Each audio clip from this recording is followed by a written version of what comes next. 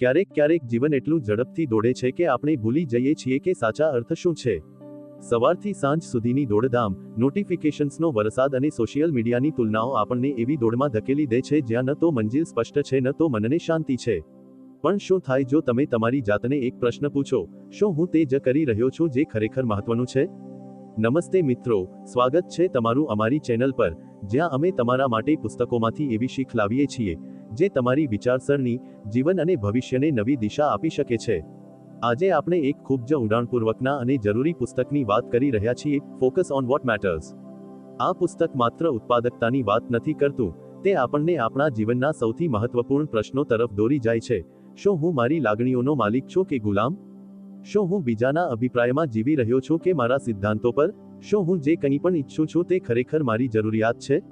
આ વિડીયોમાં અમે તમને એક એવી યાત્રા પર લઈ જઈશું જ્યાં દરેક પ્રકરણ તમારા ભીતરના ડર, ભ્રમ અને તણાવને તોડે છે અને એક નવી સ્પષ્ટતા, એક નવી શક્તિ આપે છે.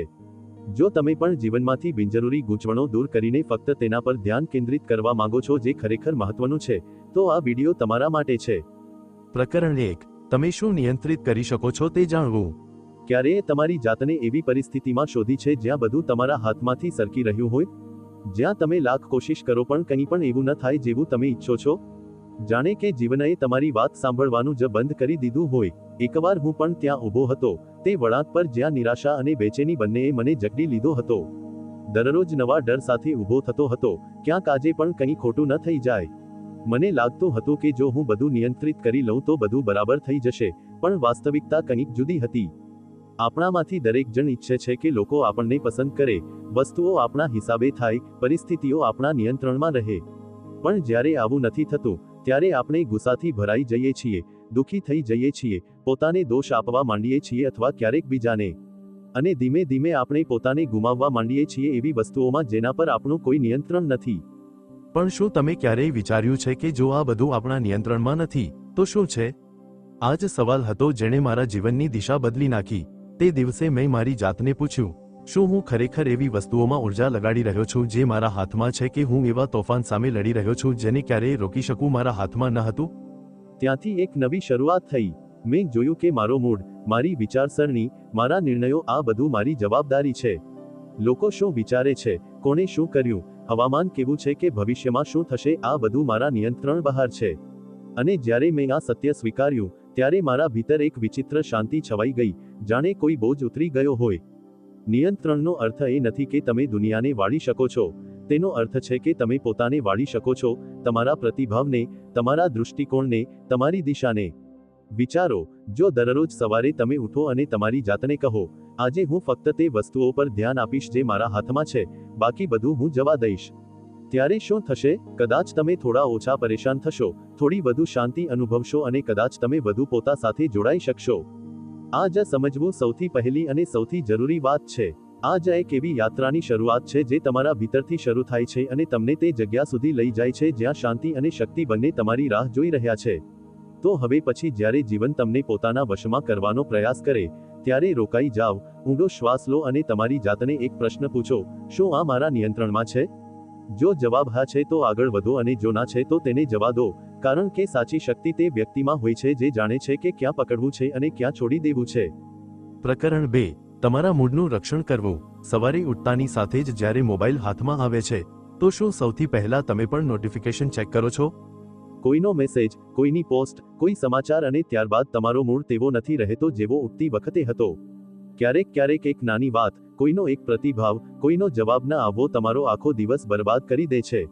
ક્યારેય ધ્યાન આપ્યું છે, તમારો મૂડ તમારો નથી રહેતો, તે વસ્તુઓ જે બહારની છે તે ચૂપચાપ અંદર ઘૂસી જાય છે અને તમારા મનના રંગને ધીમે ધીમે ઝાંખો કરી દે છે.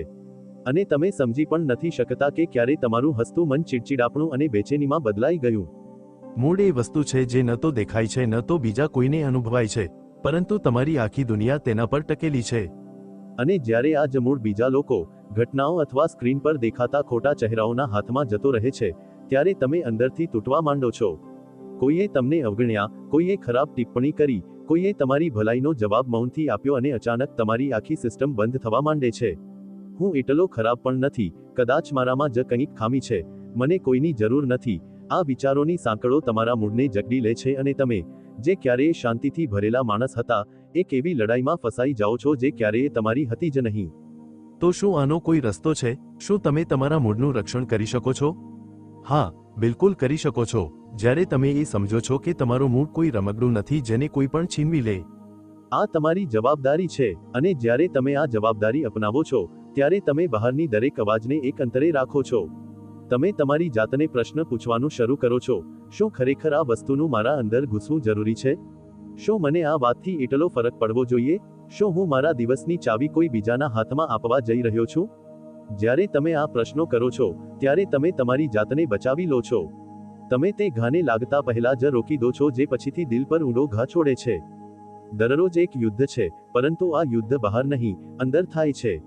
અને આ યુદ્ધમાં જીતવા માટે તલવાર નહીં, જાગૃતિ જોઈએ.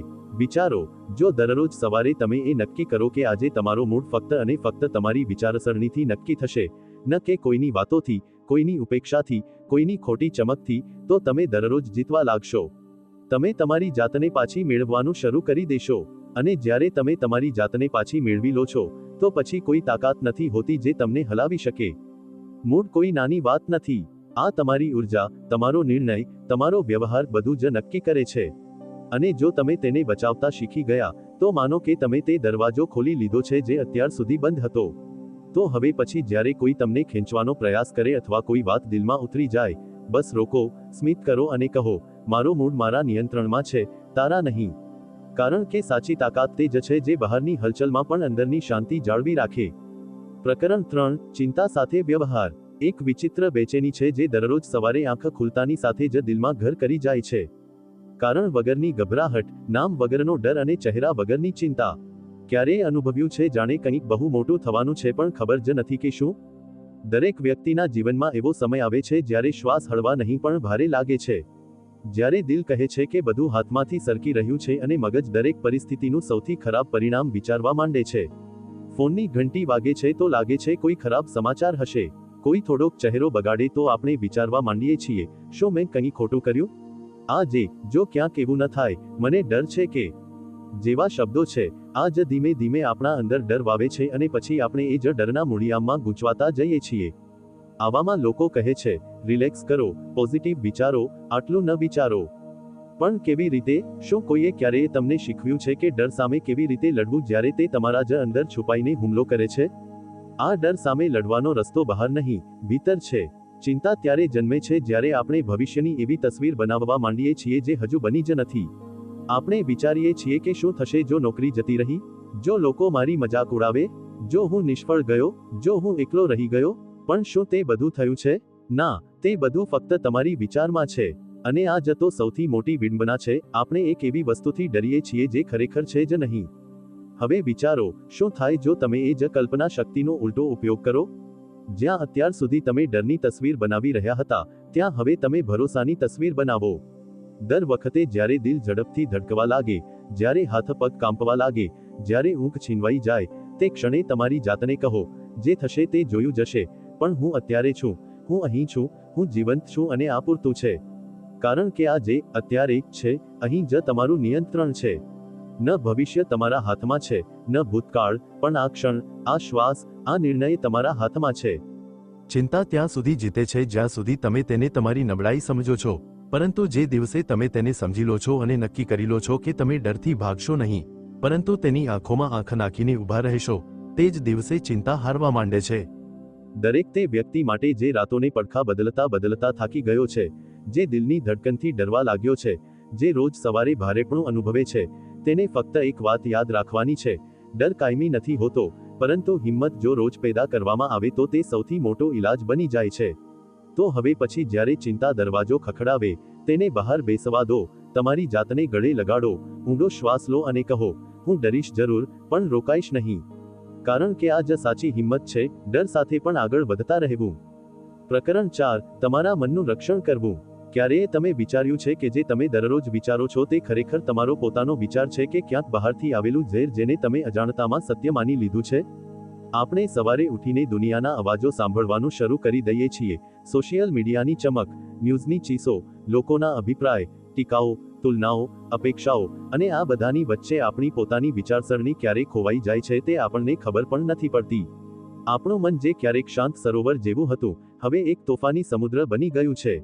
આપણે પોતાને સવાલ પણ નથી કરતા, આ જે હું વિચારી રહ્યો છું, શું આ મારો વિચાર છે કે કોઈ બીજાએ તેને મારા અંદર નાખી દીધો છે? આપણું મન એક ખુલ્લો દરવાજો બની ચૂક્યું છે.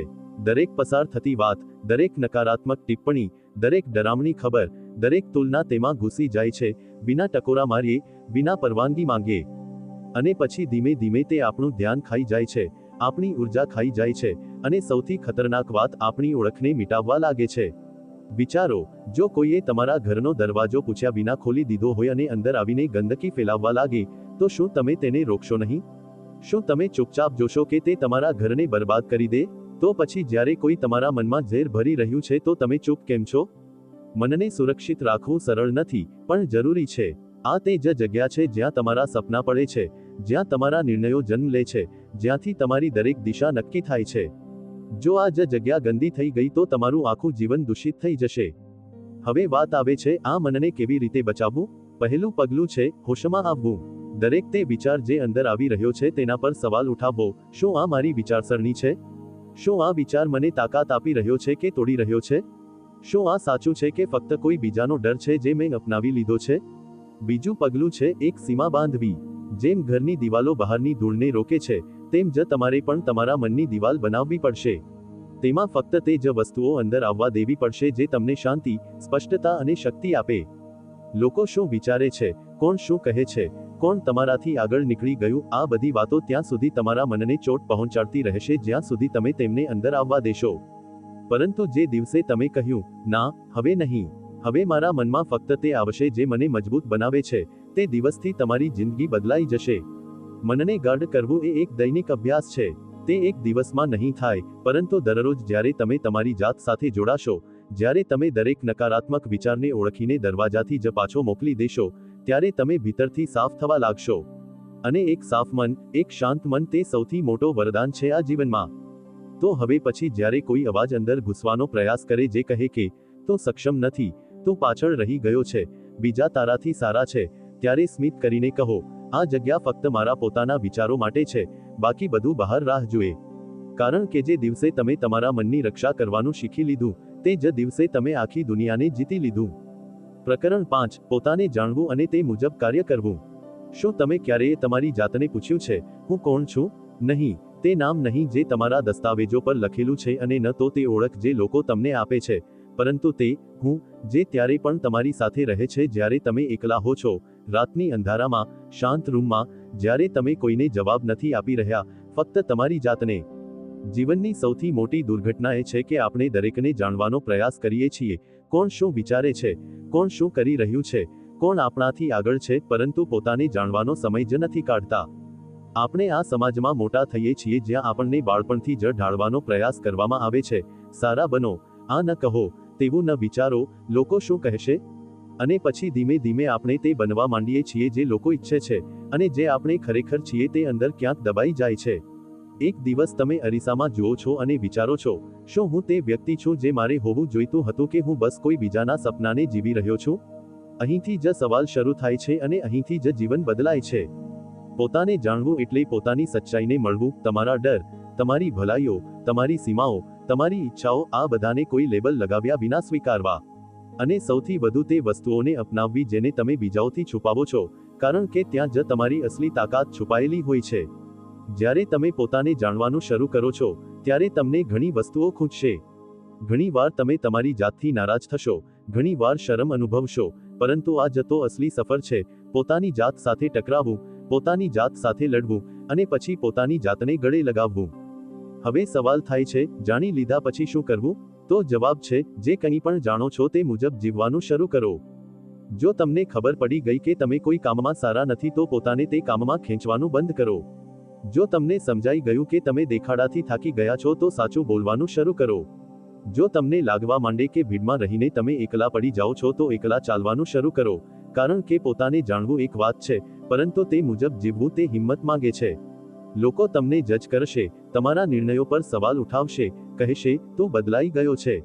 અને તમારે જવાબ આપવો પડશે, ના, હું હવે પોતે બની રહ્યો છું.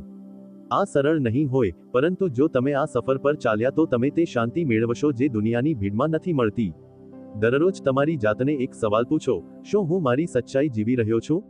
અને જો જવાબ ના છે, તો તે જ ક્ષણથી બદલાવ શરૂ કરો, કારણ કે અસલી આઝાદી ત્યારે મળે છે જ્યારે તમે દુનિયાને નહીં, તમારી જાતને ખુશ કરવા માંડો છો. તો હવે પછી જ્યારે તમે કોઈ બીજાની અપેક્ષાઓ નીચે દબાયેલા હો, જ્યારે લાગે કે તમે તે નથી જે બનવા માંગતા હતા, તો એકવાર ઊંડો શ્વાસ લો, અરીસામાં જુઓ અને કહો, હવે હું તે જ બનીશ જે હું ખરેખર છું. કારણ કે જ્યારે તમે તમારી જાતને ઓળખી લો છો અને તે મુજબ જીવો છો, ત્યારે જ તમે જીવવાનું શરૂ કરો છો. પ્રકરણ 6. તમારા પોતાના નિર્ણયો લેવા. ક્યારેક જીવન આપણને તે વળાંક પર લાવીને ઊભા કરી દે છે જ્યાં દરેક રસ્તો ઝાંખો હોય છે, અને સૌથી મોટી મૂંઝવણ ત્યારે થાય છે જ્યારે આપણે પોતે જ નક્કી કરવું પડે છે કે કઈ દિશામાં જવું છે. પણ શું તમે જાણો છો, અસલી પડકાર સાચો રસ્તો પસંદ કરવાનો નથી હોતો, અસલી પડકાર પોતાની જાતથી નિર્ણય લેવાનો હોય છે. આપણા ચારે બાજુ હંમેશા કોઈને કોઈ હોય છે જે આપણને જણાવે છે કે શું કરવું જોઈએ. માતા પિતાની અપેક્ષાઓ, મિત્રોના અભિપ્રાય, સમાજની નજર, સોશિયલ મીડિયાની ચમક, અને ધીમે ધીમે આપણા પોતાના અવાજો એટલા ધીમા પડી જાય છે કે આપણે પોતાને જ સાંભળવાનું ભૂલી જઈએ છીએ. ક્યારેય તમે વિચાર્યું છે કે તમે જે કરી રહ્યા છો, શું તે ખરેખર તમારો નિર્ણય છે કે તમે ફક્ત એટલા માટે કોઈ રાહ પર ચાલી રહ્યા છો કારણ કે કોઈ બીજું કહે છે કે આ જ સાચું છે? આપણને બધાને સલાહ આપનારા ઘણા મળે છે. આ અભ્યાસ કરી લે, આમાં અવકાશ છે, તેની સાથે સંબંધ ન તોડ, લોકો શું કહેશે, નોકરી છોડતો નહીં, આટલો પગાર વારંવાર નથી મળતો. અને પછી આપણે આપણા દિલના અવાજને કચડતા જઈએ છીએ, એક દિવસ, પછી બીજો, અને પછી આખું જીવન. પણ બીજું કોઈ તમારા માટે તમારું જીવન જીવી શકતું નથી. અને જો તમે દરેક મોટો નિર્ણય બીજાઓની વિચાર પર આધાર રાખશો, તો જ્યારે વસ્તુઓ ખોટી પડશે ત્યારે તમે કોને દોષ આપશો? પોતાની જાતથી નિર્ણય લેવો ડરામણો હોય છે. હા, કારણ કે ત્યારે જવાબદારી પણ તમારી હોય છે. પરંતુ તેમાં જ સાચી આઝાદી છુપાયેલી છે. જ્યારે તમે પહેલીવાર પોતાની જાતથી કોઈ મોટો નિર્ણય લો છો, તો કદાચ ધ્રુજતા હાથે થશે, ડરતા દિલથી થશે, પરંતુ તે અહેસાસ કે આ મારું જીવન છે અને મેં તેનો માર્ગ પોતે નક્કી કર્યો છે, તે ક્ષણ તમને તાકાત આપે છે. તે તમને તમારી જાત સાથે મળાવે છે. દરેક વખતે જ્યારે તમે બીજાના કહ્યા મુજબ ચાલશો, તમે થોડા વધુ ખોવાઈ જશો, પરંતુ દરેક વખતે જ્યારે તમે તમારી અંતરાત્માના અવાજને સાંભળીને કોઈ નિર્ણય લેશો, તમે થોડા વધુ તમારી જાતની નજીક આવશો. આનો અર્થ એ નથી કે તમે સલાહ ન લો, મતલબ એ છે કે અંતિમ નિર્ણય તમારો હોય, કારણ કે પરિણામ પણ તમારે જ ભોગવવાના છે. તમારી જિંદગી એક પુસ્તક છે. લખનારા તમે છો, અને જો તમે કલમ કોઈ બીજાને આપી દીધી, તો જે વાર્તા બનશે તેમાં તમારા સપના નહીં હોય, કોઈ બીજાના ખાકા હશે.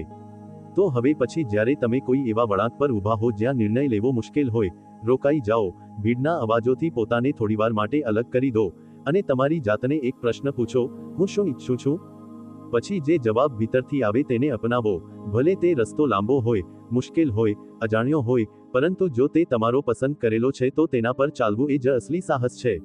કારણ કે એક દિવસ જ્યારે તમે પાછળ વળીને જોશો, તો તમે ઈચ્છશો કે તે જીવન પર ગર્વ કરી શકો જે તમે પોતે પસંદ કર્યું હતું, ન કે તે જેને કોઈ બીજાએ તમારા માટે નક્કી કર્યું હતું. પ્રકરણ 7. જીવનની ગંભીરતા. દરરોજ સવારે જ્યારે આપણે ઉઠીએ છીએ, તો માની લઈએ છીએ કે આ દિવસ આપણી પાસે છે અને આવતીકાલે પણ હશે, પરમ દિવસે પણ હશે અને વર્ષો સુધી આમ જ બધું ચાલતું રહેશે. પણ શું ખરેખર જીવન આપણને આટલો સમય આપે છે? શું આપણામાંથી કોઈને આ ગેરંટી આપવામાં આવી છે કે આવતીકાલે સવારે આંખ ખુલશે? આ સવાલ સાંભળતા જ અવારનવાર લોકો ચૂપ થઈ જાય છે, કારણ કે તેનો જવાબ ડરાવે છે. પરંતુ આ જ ડરમાં એક એવી સચ્ચાઈ છુપાયેલી છે જેને જાણી લેવું જીવનને જીવવાનો સાચો અર્થ શીખવી દે છે. આપણે બધા માનીને ચાલીએ છીએ કે આપણી પાસે ઘણો સમય છે, તેથી આપણે વાતો ટાળીએ છીએ, સપનાઓને પછી ક્યારેક ના હવાલે કરી દઈએ છીએ, પોતાનાઓથી કહેવાવાળા શબ્દો દિલમાં જ દબાવી રાખીએ છીએ, માફ કરવાની જગ્યાએ ગુસ્સો પાડીએ છીએ, અને વિચારીએ છીએ કે એક દિવસ બધું ઠીક કરી લઈશું. પરંતુ તે એક દિવસની કોઈ તારીખ નથી હોતી. તે ક્યારેય આવી શકે છે અથવા કદાચ ક્યારેય ન પણ આવે.